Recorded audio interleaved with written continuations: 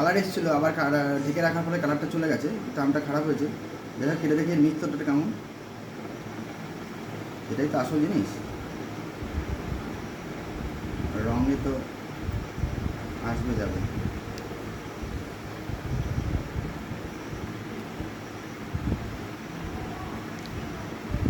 একটু খারাপ হয়েছে। এটা আমার বাড়ি, এটা আমার বাগানের না, বাগানেরটা এখনো তুলিনি, ট্রামটা খারাপ হয়ে গেছে। এটা এক দুদিন আগেই করতে হতো। যাই হোক, আমি এই ধারটা দিয়ে করছি।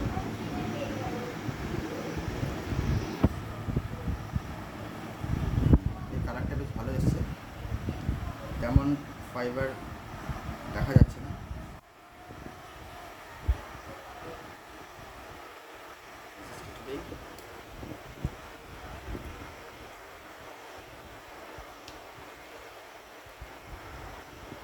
ভালো লাগলো, ভালো। এটা ভালো। আমি খেয়ে দেখি।